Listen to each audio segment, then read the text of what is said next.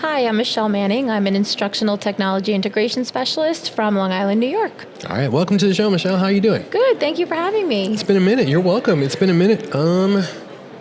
Was it ISTE, Denver, Yes. our last time? That's the last time we saw each other at your EdTech At the food tour. That was amazing. Oh my gosh. And you're joining us for tonight's food tour. Very excited. Today's episode is being recorded live at FETC 2025. Today's date is officially the 14th of January, 2025. And we're in beautiful sunny, now sunny, Orlando, Florida. And I know I mentioned the food tours tonight, but you could be listening to this in 2028. Who knows? So it's not tonight. It's tonight for us. So, all right. Talk to us a little bit about what you do in your particular role. Well, this is my Define it. 31st year in my school district. Wow, congrats. And my last, I'm retiring in May. My goodness. So mixed emotions. Wow. Okay. So I was a classroom teacher. Keep it together. Most of my career, I was a sixth grade teacher for 20 years. And then 5 years ago, I became the tech coach for the district. All right. So right now I focus on 250 elementary teachers across 7 buildings. So I take their curriculum and integrate technology to enhance it and make it better and easier for the students and teachers. Gooder, yes. Gooder. All right, that sounds good. Betterer. That's basically what I do in a nutshell as well. Correct me if I'm wrong, but in New York, your districts are broken up by counties, right?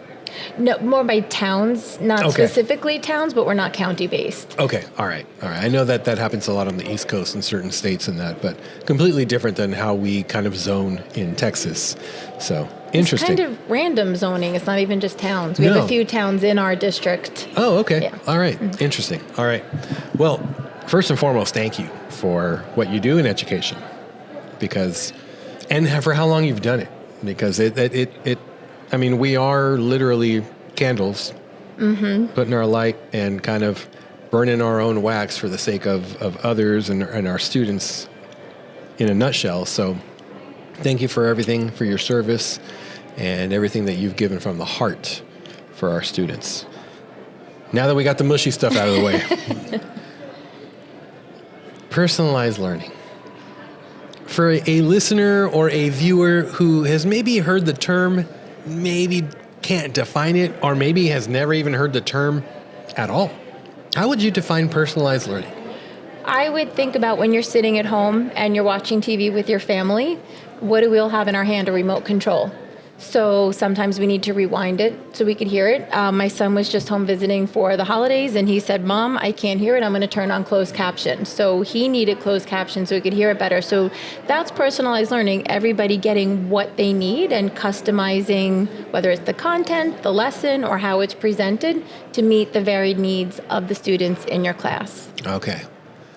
If there's one TV and 4 people in the room, one wants to rewind, one wants to turn on the closed captions, but there's only one TV, really can't happen in a living room. But how can that happen in a classroom? Well, I think now since the pandemic, most schools are one-on-one. So we're fortunate where students have their own device or there's class sets of Chromebooks in most classrooms. Yeah. So that's where EdTech is so phenomenal in what it has to offer teachers and the students. There are platforms like Edpuzzle and Quizzes and Formative, and I'm going to be embarrassed if I forget to name one of my favorite EdTech platforms, where you can now embed videos and the students can now put on their headphones and listen. I went to high school back in the 80s with the really big teased hair. So if you're the child in the back of the room, you can't see the board or you can't hear the board, or a student who might be distracted by the birds or the clock. So we can personalize those videos. So I don't think teachers should ever show a video to the whole class ever again if we have the capability for one-on-one devices, or even you could put 3 or 4 students. Whoops. Oh. Sorry about It happens to me with my hair too. Sometimes I just have those bad hair, especially with the humidity out here. My hair goes terrible. Crazy here, So we have the ability to personalize those videos. So whether the students are working in smaller groups, if you don't have one-on-one devices, or the students have the one-on-one devices, by using these EdTech platforms, they can rewind, they can slow down the speed, they could turn on the closed captions. And we can also pause the video to ask questions as they're watching the video. So instead of waiting till the very end and they have to remember something they heard 30 minutes ago, and if they were distracted or they sneezed, whatever it might be. So it really empowers students to learn at their own pace, to rewind, to slow it down, closed captions. I like what you said. Yeah. I like what you, or closed captions. Yeah, like you said. I like what you said, that there really shouldn't be a reason for the teacher to play a video for the entire class. And I understand if somebody's listening, say, but I want to pause the video and I need to explain, or maybe the video glosses over a topic that we need to focus on. Yeah. These ed tech platforms allow you to pause the video and add notes or add your own audio or add additional feedback. So we can now take those YouTube videos and customize them for what we need them to be, to further personalize them for the class.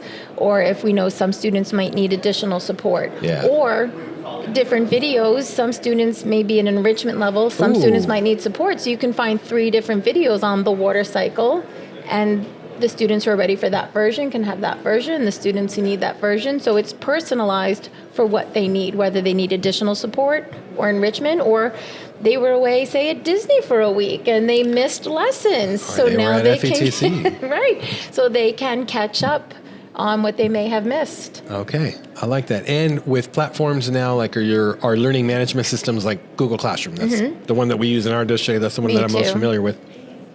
They now have that groups feature. Right. So that I can create a group. I felt a sneeze. I felt a sneeze coming out and then it went away. Sorry. So you can now create groups for your tiers and your different learners in your classroom. That way, they'll receive the assignment, but student A is received, like you said, this version of the assignment. Student F down, 5 away or what have you, received a completely different assignment, but no one is none the wiser. Exactly. Okay. And then I think the students would be more willing to receive the support that they need if it's done in a more confidential, private matter. And also by having them interact with the videos, if they are reluctant or embarrassed to ask a question, they can communicate that through, whether it's the platform or their LMS. Yeah. So they can get that support that they need. Yeah, I love it. And, one of my favorite tools that I use quite a bit now with teachers is Class Companion, where you get that I almost said immediate, but you get timely feedback to your students on writing prompts and things like that. And you can have multi-tiered assignments, multi-tiered writing prompts for short constructed responses, extended constructed responses, push them out to students. And like I said, student Natalie is going to get a different assignment than Joseph over here. And they're getting that feedback. And so the teacher's kind of facilitating, because that's essentially what happens in personalized learning, right? The teacher is no longer the gatekeeper of the information. They're the facilitator, and they're the one making sure the students go through the song and dance and go through everything. And now they're looking at dashboards now. Right. And right? The word that you said that I wanted to highlight is that feedback. So instead of the student watching the 30-minute video